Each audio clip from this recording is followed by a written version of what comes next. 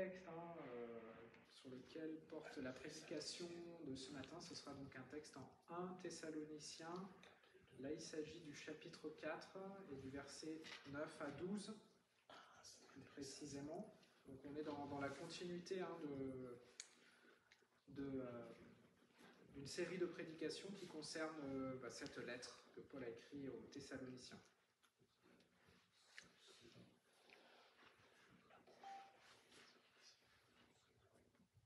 Oui, il s'agit de la première lettre, puisqu'il y en a deux.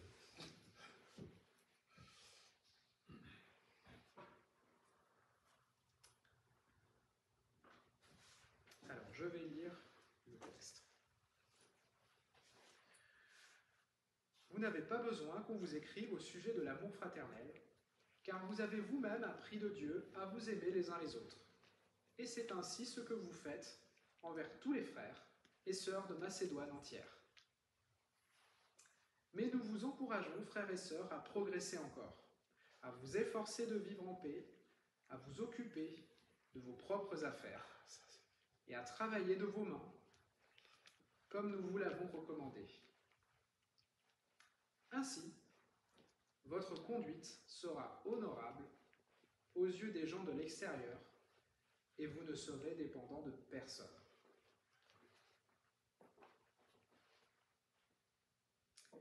Seigneur Dieu, nous te remercions pour ces instructions que Paul a données aux Thessaloniciens. Nous te remercions pour les avoir préservées et nous remercions le fait qu'elles s'appliquent tout aussi bien à nos vies aujourd'hui.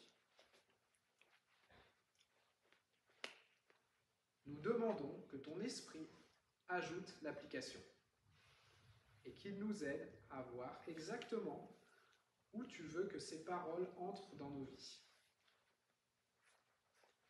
et qu'elles y continuent l'œuvre de sanctification. Nous demandons toutes ces choses au nom de Jésus. Amen. Pendant son ministère terrestre, Jésus a dit à ses disciples comment le monde saurait que nous sommes ses disciples. Il leur a dit, en Jean chapitre 13, verset 35, « À ceci, tous les hommes connaîtront que vous êtes mes disciples, si vous avez de l'amour les uns pour les autres. »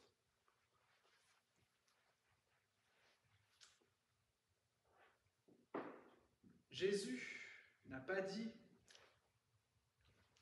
que notre témoignage s'exprimerait par notre doctrine correcte ou par nos paroles puissantes, mais grâce à notre amour les uns pour les autres. C'est grâce à cet amour que le christianisme s'est répandu rapidement dans l'Empire romain. Les disciples de Jésus-Christ s'aimaient les uns les autres et le monde l'a remarqué, exactement comme Jésus l'avait dit. L'Église n'est plus connue pour son amour aujourd'hui. Malheureusement, l'Église est plus connue pour ses divisions, ses combats, ses désaccords, ses doctrines spécifiques, mais pas pour son amour. Il s'agit d'un sérieux problème dans l'Église pour lequel nous devrions nous repentir et chercher à revenir aux choses premières. Retrouver notre amour pour Jésus-Christ, notre amour les uns pour les autres et notre amour pour notre prochain.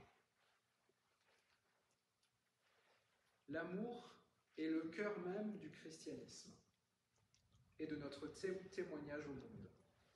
Car dans notre amour les uns pour les autres, nous reflétons l'amour du Christ.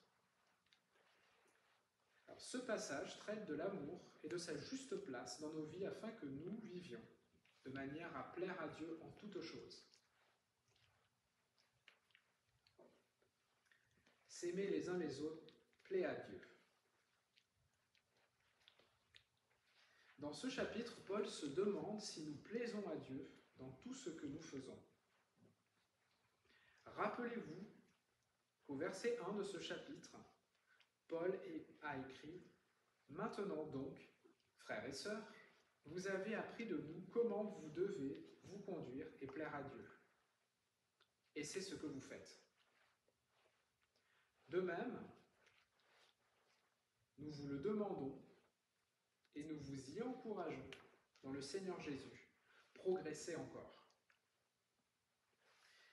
Il a déjà exhorté à s'abstenir de l'immoralité sexuelle, car nous sommes appelés à être purs et nous devons avoir des relations avec les autres d'une manière qui plaît à Dieu et honore notre personne. Le deuxième domaine sur lequel Paul se concentre